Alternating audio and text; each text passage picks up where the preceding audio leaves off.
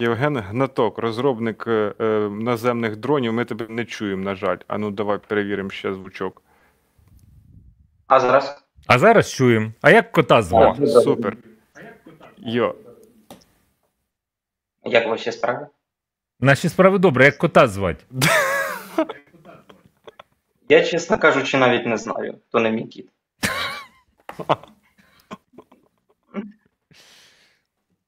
Все, Ну, я Назар. просто не Окей. сам дивлюся, і мій кіт. Назар, рули, давай. Добренько.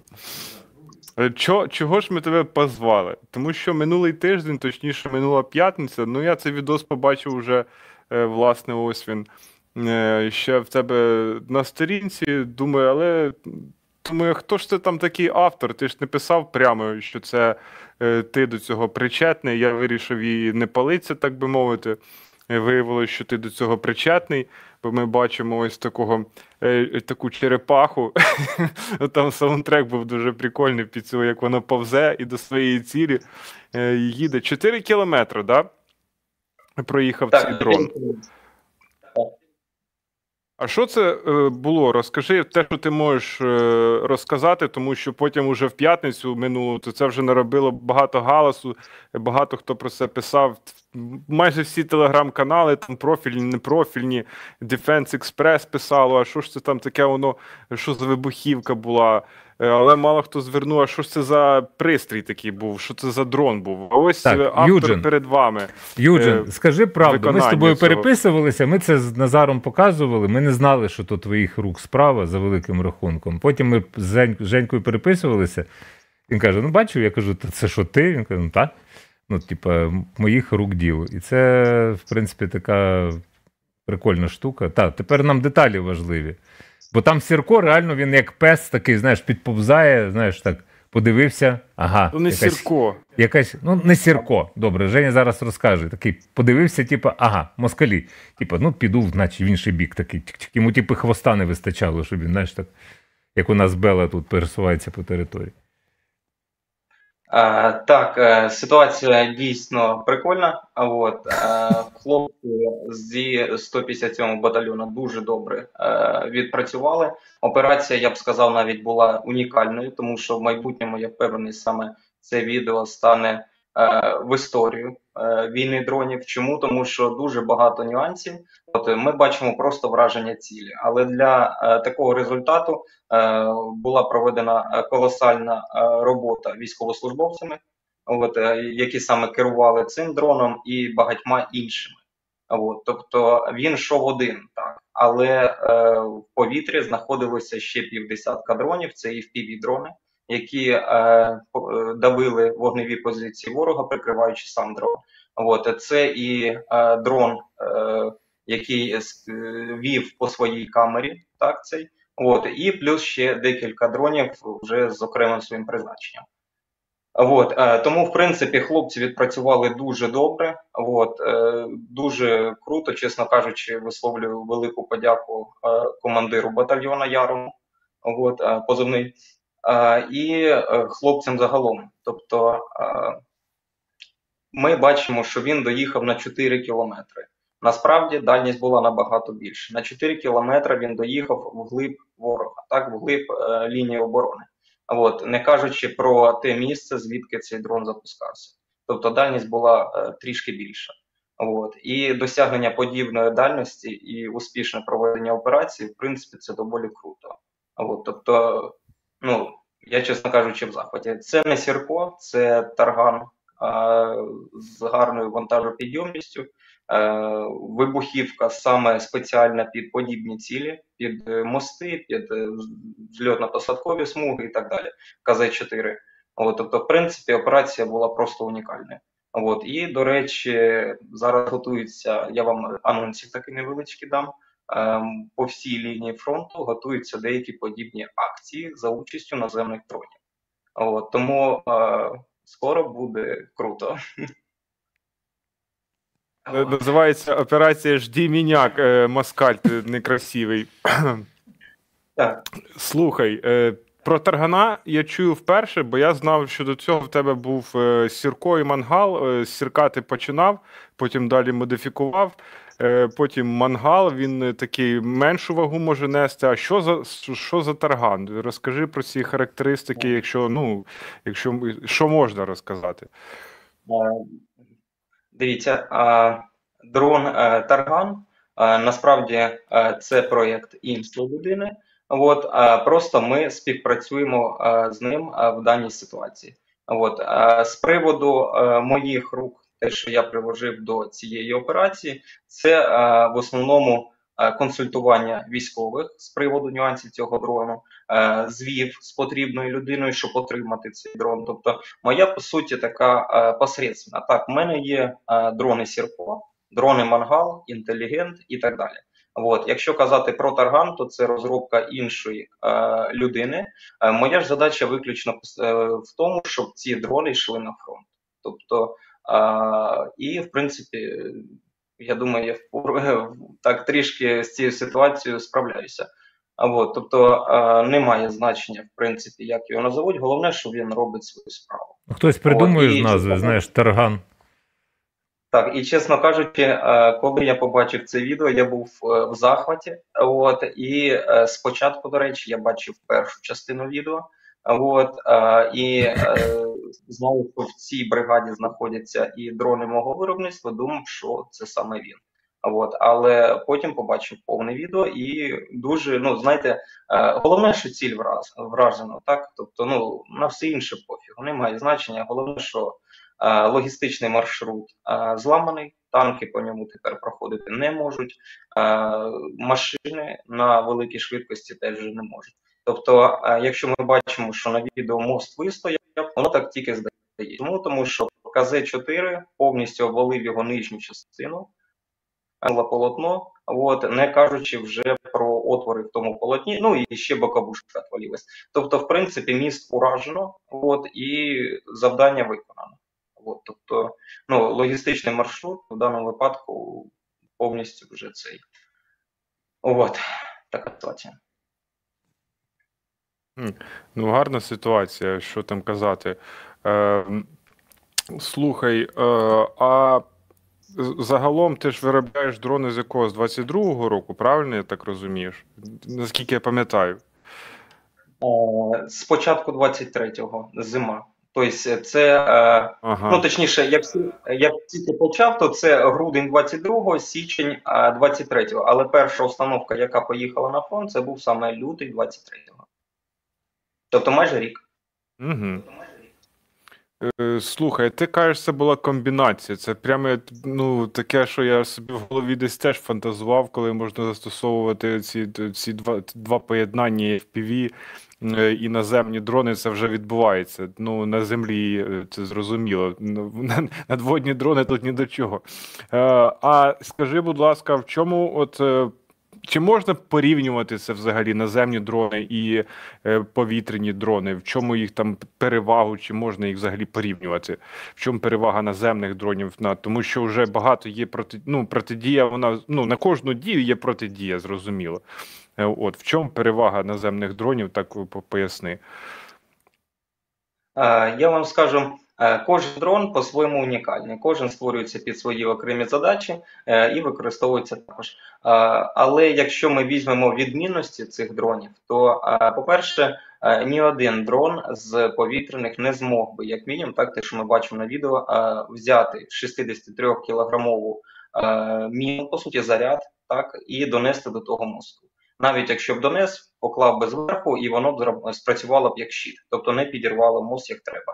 В даному випадку наземний дрон бере великий вантаж на себе, добре справляється зі складками місцевості, з різними типами ґрунта, тим паче, що дрон пройшов ще й по річці.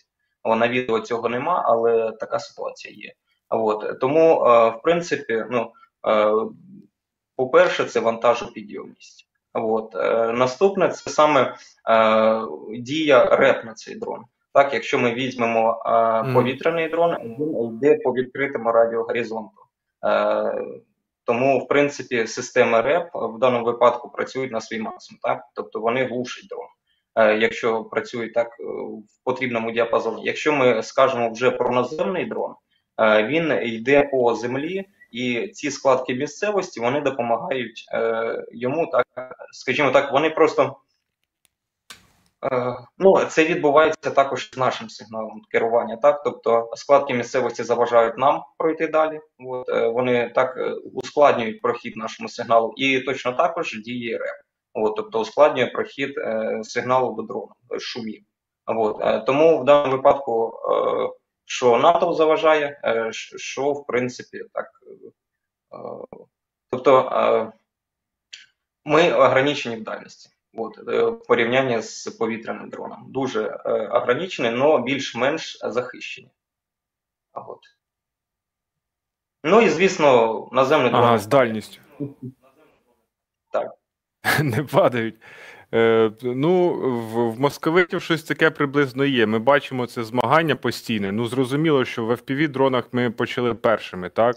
Але нічні дрони вже московити почали перші робити, там з тепловізійними камерами. Зараз я бачу, що Стерненко збирає на нічні дрони, бачу фонд «Повернись живих», фонд «Повернись живим» теж буде робити подібний проєкт на 3000 дронів, Стерненка, здається, 2000. Це те, що буде полювати в ніч на наших ворогів. А як ти взагалі бачиш цей розвиток їх всіх дронів?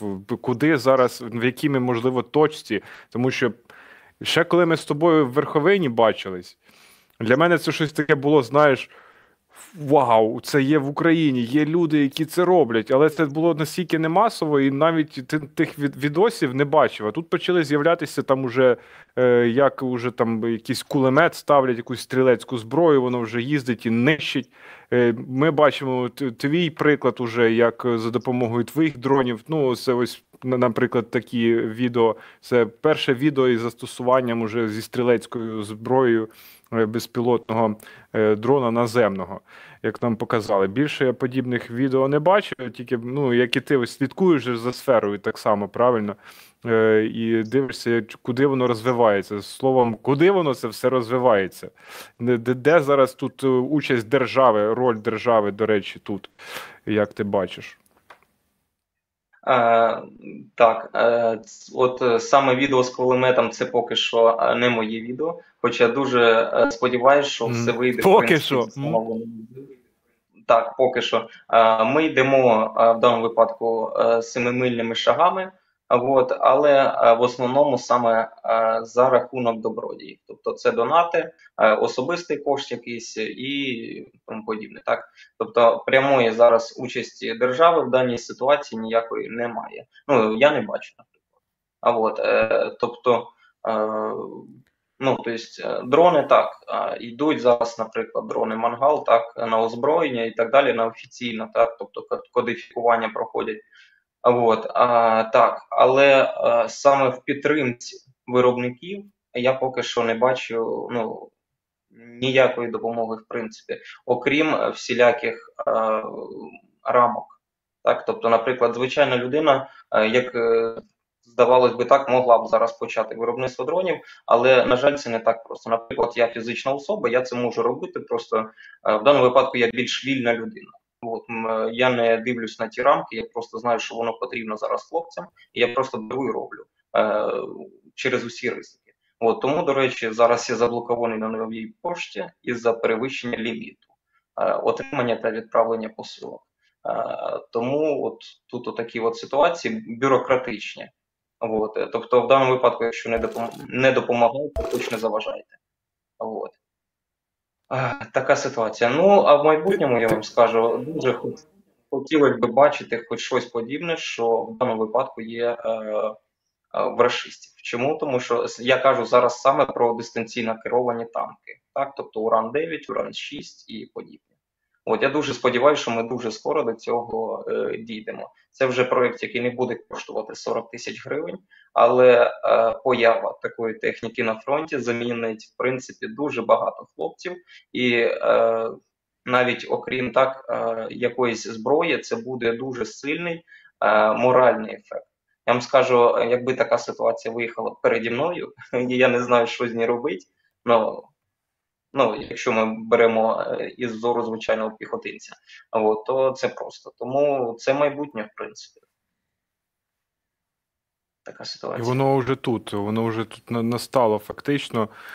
Я ну, не знаю, ну просто я не так багато війною цікавлюся, я не знаю, яке там було застосування, ну тому що це ж не нові якісь там розробки. В світі таке вже існує, і можливо там років 5-10 тому вже це показували ці всякі те, що ми зараз бачимо на полі бою. Але це точно буде не масштабуватися, тому що і я ну там розмовляв з деякими людьми, які люди там в західних країнах, то вони взагалі в шоці від того, що тут відбувається, як це все застосовується, тому що ну, блін, вони цього ніколи не робили. І вони бачать, наскільки це все ефективно, і ну от словом. Ти написав тут, бачив в Фейсбуці якогось дня, що, скажу чесно, виробництво стало. Євген Гнаток у себе в Фейсбуці, можна на Інстаграмі знайти. Я тут просто що. Ну, ти ж працюєш на донейтах, в тебе немає ніяких спонсорів, нікого такого, якщо я так розумію. Бізнес в тебе ніхто не вкладається, держава теж. Тож ти працюєш на донейтах, і я тут в чат закинув реквізити, як можна, ось ще раз сам закину, і ще раз закину, щоб ви бачили ці реквізити і змогли підтримати виробництво дронів. Слухай, а що стало причиною, що в тебе застопорилось це все? Ну, по-перше, це саме відсутність, точніше, ісчерпання і своїх коштів, і донатних. Тобто, наприклад, я вам скажу так, з грудня 2022 року до сьогоднішнього дня, ну, в общій сума донатів була приблизно 20 тисяч гривень. Тобто це не покриває навіть половину собівартості по комплектуючим одного дрону. Тобто, от в основному це відсутність фінансової якоїсь підтримки. От, тобто модель готова є, от, є використання на фронті, дуже багато дронів зараз на підрозділах, це півсотні підрозділів, і в кожного не по одній машинці. Ну, у деяких там по одній, але так, у деяких по десятку. От, тобто, і використання цих дронів йде. Тобто, по суті, ми пройшли таке бойове хрещення так, цих дронів. От, і їхня ефективність могла б показати те, що вони дуже потрібні. От. Але, на жаль, стільки і відео, і інтерв'ю, і розголосу, але, на жаль, поки що ми не звернули потрібним образом на себе увагу. От. І в плані саме якоїсь допомоги. От. Тобто державної. От, тобто я розумію, що можуть бути якісь там бюрократичні ситуації і так далі. Давайте, будь ласка, ми за тиждень ці всі бюрократичні норми зробимо, так, напишемо, що треба, там про себе інформацію надамо, зареєструємося, де треба. Будь ласка, виділяйте з бюджету якусь там частину. От чому? Тому що це прямо йде на оборону держави. От, тобто замість тих 100 чи скільки 600 тисяч там на ті зошити, в чому була проблема зараз дати виробнику. От, я кажу зараз не тільки про себе, в нас дуже багато хлопців-виробників, яких така ж ситуація. Навіть виробник того ж таргану теж дуже нуждається в допомозі. От, тобто майже всі розробники дронів, яких я знаю, усіх проблема з фінансуванням, тому що це наразі поки що волонтерські проєкти. От, і вони далі не підуть, якщо або з цього не зроблять комерцію, або не допоможе держава. Якщо не буде ні того, ні іншого, рано чи пізно вони закриються. От, тому що, наприклад, чому в мене так сталося? Так? Я би міг зараз поставити офігенну ціну на дрон, от, і підтримувати виробництво, в принципі, так, якусь рентабельність, щось прорахувати, так, і ціна була б, чесно кажучи, я знаю цю ціну і не хочу озвучувати. От, тому саме такої не відбувається. Тобто дрон безкоштовно, будь ласка, або по собівартості комплектуючих. От, але роблячи навіть таке так по собівартості комплектуючих, в даному випадку ми просто анулюємо свою дальнішу діяльність. Тобто, ну, тому що підтримки, в принципі, ніякої немає. От, тому... А що, Жень, ну, це дуже погані новини, що підтримки з боку держави немає, тому що, знаючи там певний реальний стан речей, ну, якби держава мала бути зацікавлена. І тут мій обов'язок запитати, то може ви мало зробили для того, щоб державу заохотити, підтримувати виробництво цих наземних дронів? Може ви не туди зверталися, не до тих людей зверталися? А якщо зверталися, то чому немає зацікавлення? Ну, це елементарні питання, які виникають. Тому що ось відео, ось їде, ось вибух, клас, ми всі за. І тут у нас Ліїв виникає, який 1,5 мільярда. Це тільки верхівка айсберга, за великим рахунком. І виявляється, гроші є, якщо їх тирять. А чи зверталися до Міноборони, там, не знаю, куди ще можна звертатися, і щоб це було поставлено на потік? Скажу вам чесно, я за цей рік оббігав майже все, що було можливо. Тобто навіть адміністрація президента, Міністерство оборони, командування сухопутки і дуже багато ситуацій. От, всім ізвісним так волонтерам, общественним діячам і так далі. Так далі. От, на жаль, навіть не добравшись, скажімо так, до голови цієї ситуації, мене ще на підході десь вже йди звідси. От, і те, що я зрозумів, в нас в основному допомагають, як то кажуть, тільки своїм. От, тому в даному випадку розраховувати на чиюсь підтримку, от, ну, мається на увазі якихось там телеграм-каналів чи ще щось, особливо не приходиться. Є декілька телеграм-каналів, типу ЧВК Бомж чи спецпідрозділу Омега, які публікували мої збіри, за що я велике дякую, так, тому що вони дійсно допомогли. І, до речі, я вам скажу, останні півроку от, основна частина донатів от, прийшла саме завдяки цим ТГ-каналам. От, але там аудиторія маленька. Я вам скажу, наприклад, такі великі телеграм-канали, як Миколаївський Ваньок, от, чи Говорить Снайпер, вже рік не можу добитися до них хоча б відповіді. От, тобто пишу на емейл, на телеграми, на боти і так далі, пишу і не можу ніяк добитися. Хоча б відповісти мені, так? Тобто, ну, я не кажу, що от зараз виставляйте, ні.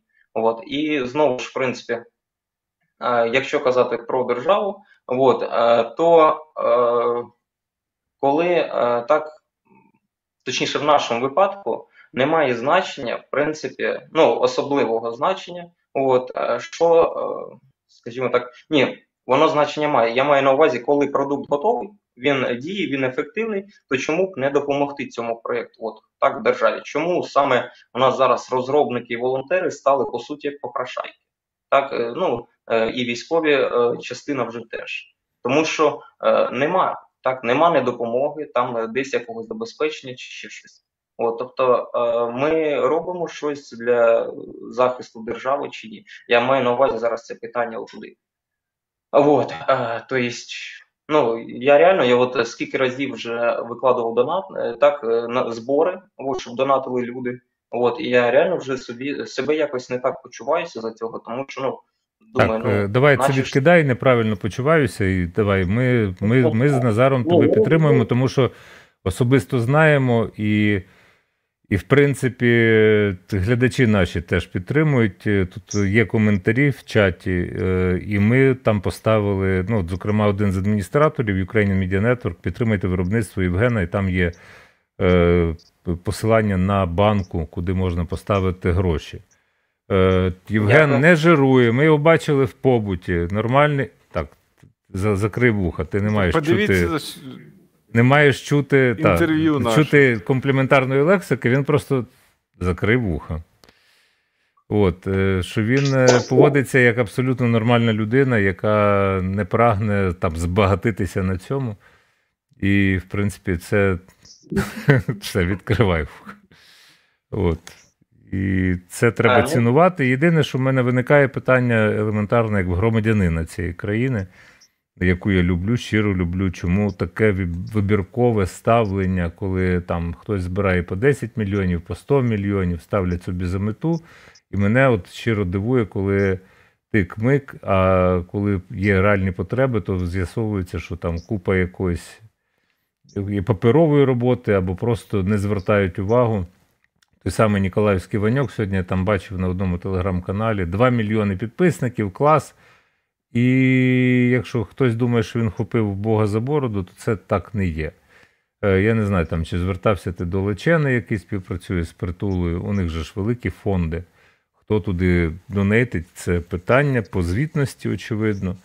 Я знаю, що ми збираємо органічну аудиторію, яка, в принципі, допомагає нам збирати гроші на ЗСУ. І це завжди почуття провини, коли до тебе звертаються люди, ти кажеш, ну слухайте, у нас є обмежений бюджет, ми не можемо перекрити всі збори.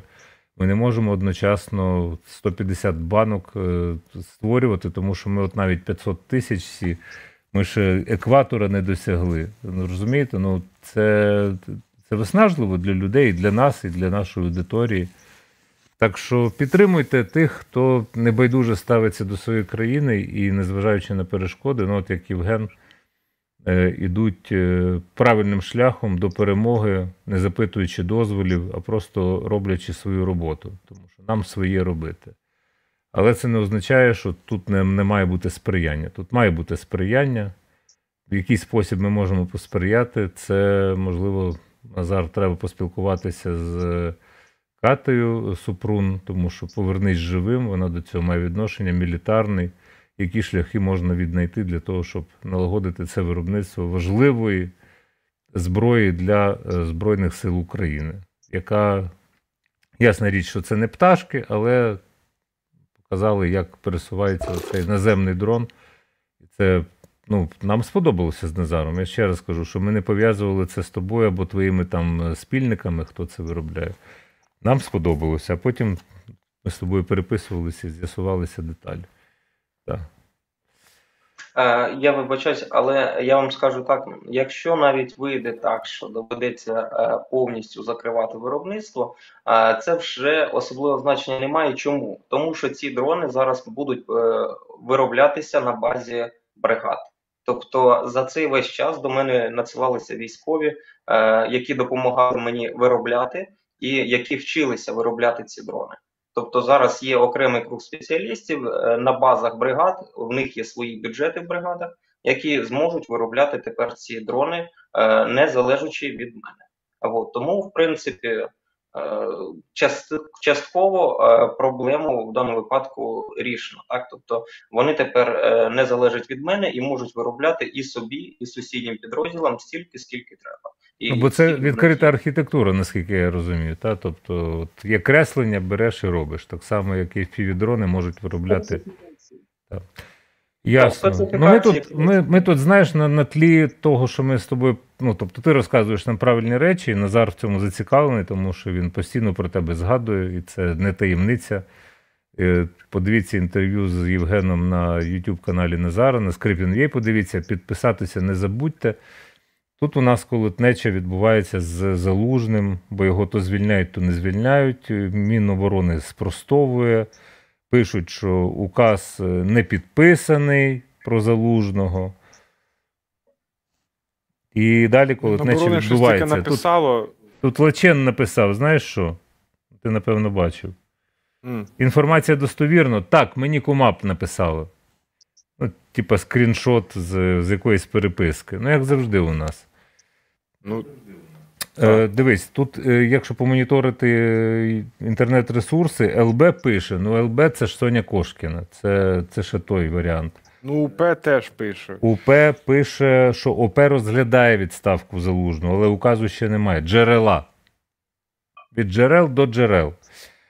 Потім РБК Україна, заходжу. Нема нічого. Зовсім.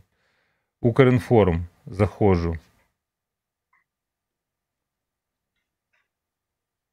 Укрінформ шукає власного кореспондента. Це остання новина.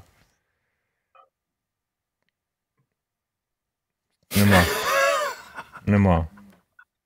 Ні, ну, слухай, ми ж будемо керуватися офіційною інформацією, а не оцими всіми чутками, тому що Залужного вже звільняли. Давай почнемо з цього. Пам'ятаєш ти ці новини.